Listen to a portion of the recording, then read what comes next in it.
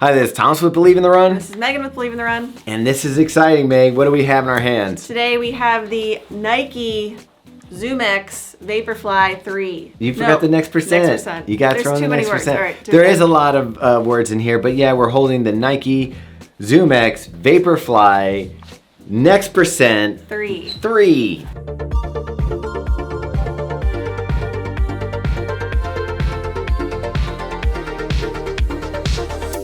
So we've got a new shoe here that a lot of people are saying there's not a lot of changes to, but this is a really, I think, refined piece of footwear.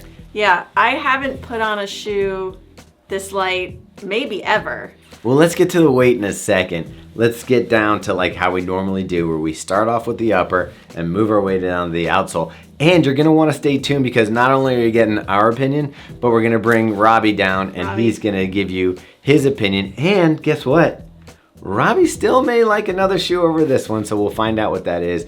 Stay tuned for that. Let's get down to this upper. Okay, but before we do, it's been a while since we got a new Vaporfly, right? Feels like it. Feels like it. Yeah, it does feel like it. I guess it was like 2 years ago? Yeah. Okay. So I think it was 2 years ago. So this has been a while. I think this has been one of the most anticipated shoes, probably one of the most exciting for 2023 so far. But let's get into the upper. I mean, let's face it, anytime you bring Vaporfly or Alphafly or the premium race day shoe, we all get excited about it. All the runners get excited about it. You have a new design Flyknit upper. It is super thin, breathable. I mean, there's holes throughout, you can see here. They did add some nice padding, and I've been complaining about a lot of the super shoes not having any structure in this heel, and there actually is some decent structure back here, along with this padding, this internal padding, that sort of hugs the heel better than some of the other super shoes. Yeah, I would totally agree with what Megan's saying, but I want to add a couple of points to it. The way that this curls in now around the collar gets rid of that gaping that you saw. It kind of looks floppy on the other ones, and I really do believe in the psychology of everything fitting tight and looking like a dart and like going down for race day. The looks help you feel faster. If you feel faster, you are faster. That helps with the shoe. But then coming into the offset lacing that doesn't crunch onto your arch, you're used to that from the previous Vaporflies. But this new Flyknit upper, I really like it. It's super breathable, like super breathable. And it's hydrophobic, so it's not gonna absorb water if you're racing on a rainy day. Additionally, Meg, it feels pretty, like this isn't going anywhere. It feels like something that's gonna hold up to all your racing needs. No, yeah, the lockdown fit was really nice. I didn't have any issues. I didn't have any issues with the fit either. Surprisingly, it does seem like a narrow build here, but my foot was fine in it. I did not love this tongue. So it's an ungusseted tongue here. It weirdly like comes up onto your ankle. Comes up high. Yeah, it's weird. I didn't notice it when I was first lacing it up. I was like, this is a little awkward. Once I got it laced on and once I was running, I didn't notice it again, so I didn't really care. Yeah, it didn't bother me out on the run like Tom's is saying, but aesthetically kind of odd. So moving on down to the midsole, it's pretty much what you expect. I don't think there's a big change in the geometry of the actual plate or in how much ZoomX you're getting there. Maybe there's a little more, we'll get into that. But the bounce and the feel of the foam, Meg, of all the super foams out there, does anything beat ZoomX? It's really hard to say anything is better than this ZoomX. I'm not sure how they do it, but with the plate and this foam, they both are fairly firm, but when you're out running, it feels softer and bouncy, and you don't get that harshness from the plate. Yeah, it definitely bounces. What I like is you don't get the harshness from the plate, but I still feel the plate. Like I feel the loading, I feel the coming off my toe, and I definitely feel it through my stride. What's really helping though over the previous version is you're gonna see they've cut out a lot of pieces of foam to even bring it down to a lower weight. And this one comes in, Meg, 7.1 ounces or 200 grams for my size 10.5. That's like unheard of, like that's insane. That's typically what my shoe would weigh, whereas my women's 7.5 came in at 5 ounces and 150 grams. I mean, Do you even feel it on your foot? It's like there's nothing there, but at the same time, you get all the benefits of the a super bounce, shoe. Yeah. And they took a new rubber on the outsole. It's thinner. which, Meg, you're telling me they've added what the difference is in the millimeters of thickness of the foam, they added more ZoomX? That's what they're saying. It just feels a little less slappy than the last version. I feel like this rubber interferes less with the ZoomX feeling under your foot, so you get, I felt like a little more bounce off the toe, a little more of a responsive feeling. This past week I did my speed work in this shoe, and I did it by effort. And I would have thought I was going at one pace when I got done with the workout. I saw it and I was like, wow, I actually was going about 20 seconds faster than I felt like I was going. They also sort of changed the geometry of the midsole foam here, so it's supposed to be a little bit more stable. I know Robbe and some other people had some issues with the stability of the shoe. I did not.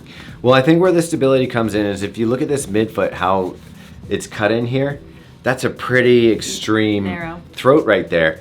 But I think the wideness of the toe helps, and I didn't have any issues. I don't normally have issues with stability, so I'm probably not the best person to ask. I didn't have any problems. I don't know that this is gonna really work for people with wide feet. Yeah, probably not. It is Nike narrow, and then one other thing I noticed, I feel like on this lateral edge of the heel, there is more rubber than in the previous model.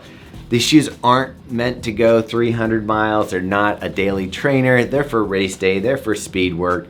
200 good miles out of them, I think, is fair. Yep. You know, once you're past that, you know, this isn't a shoe that you're expecting to go a long distance in. But what I love to do is once I'm done with them for race day, I still use them for workouts. Maybe you're not getting that extreme pop and bounce like you are in a fresh pair, but they still work for the training days. Yeah, I do agree with you on all of my Nike shoes that I have that are race day Alpha Fly or these.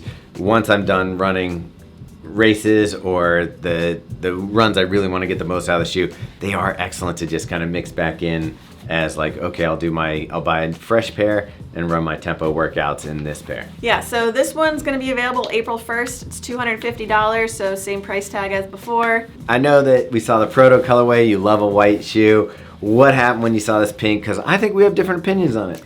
I don't love it. It's not my favorite colorway. I will say it does photograph really well, and it is fun to sort of wear in the early mornings when there's a sunrise that matches. Yeah. But give me the white all day long. It glows in that early morning light. But anyway, what's your light you're gonna give it? Obviously, this is getting a green. Yeah, super green for me, forest dark emerald green.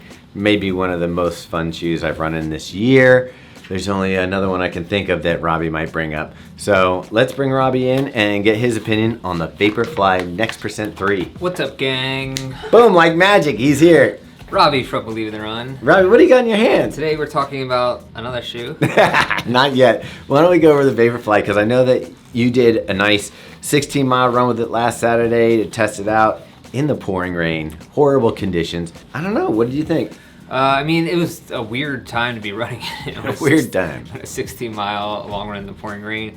Did we talk about the moisture management or anything? I did say that it's Okay, hydrophobic gotcha. in the top, but Yeah. maybe you give it a little more details Yeah. about, like, because it was drenching rain. It really was, but it didn't feel that much heavier because it just all the water just comes right out of it. So that was a nice benefit if you have a race day that's coming up where, you know, Boston can be crazy, races in the spring especially. You have a narrow foot like me, but you tend to notice stability a little bit more than I do. Yeah. And in this shoe, the throat and the cut of it, you found to be not as supportive as you may have wanted? Yeah, I mean, that was one of the issues I had with the shoe. I felt like when I was running, I had to make it especially a point to land kind of more mid-foot to forefoot just to make sure, you know, the stability was there because my ankles were terrible.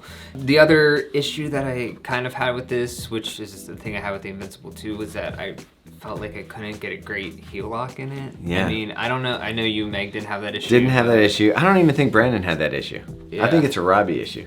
You need to get a heel implant. I'm just saying, if I'm having it, someone else is gonna have it. But, and I didn't really have it as much in the 2 because I did try that on and see. So I don't know. Maybe it might be a little bit different, but I mean, it wasn't that bad. It wasn't like the Invincible. It was just a little bit. I could feel it moving a little bit. The narrow foot shape again, like if you do have a narrow foot shape, this is a good shoe for you. I feel like for Nike, it's a pretty good lockdown. Probably not the best, but you guys probably talked about that already. Well, I mean, we both liked it. I like the way that I can get that cinch over the off center of the foot. But so, Robbie, we rank shoes on the website, and we have a race day shoe, and we've had a lot of discussions around the office because, and we even did it between two shoes on this and another shoe. Is this going to be your top ranked race day shoe right now? Me personally, this is not my top ranked race day What would you shoe. rank top? I'm going to go with the Hoka Rocket X2.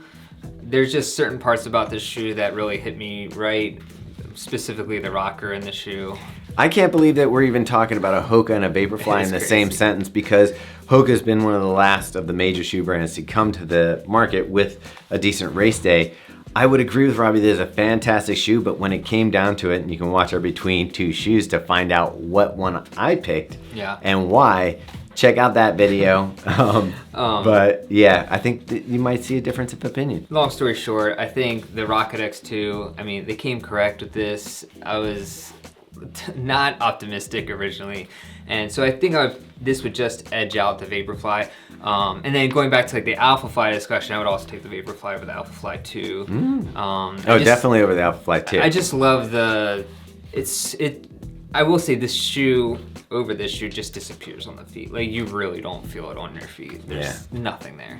And we didn't really get into the stack with Meaghan, but it's 40 up here and 32 here. What's that math? 8. It is 8mm drop. Cal Ripken shout out. Baseball season's coming up. So this is gonna run like more like a traditional running shoe, less like a rockered shoe. So it's gonna have that 8mm drop. You're gonna be popping off the toe versus a shoe like the Hoka Rocket X, which is more of a rockered. All right, so that's it, Robbie. I know that we usually tell people to follow all our social media channels, but I think that the email is probably the best way to keep track of what we're up to. Okay. I mean, it does have like pretty much all the reviews every week. Gets you don't have to keep going back, check the website, just see them, get them all. We don't spam you, we just send one email a week. Yeah, and plus you get a personal note from Robbie every week, which is worthwhile. It's a love letter. I don't know if you know Robbie from Believe in the Run's writing, other places, but man's a genius. So check that out. I'm blushing. Also, blushing bride.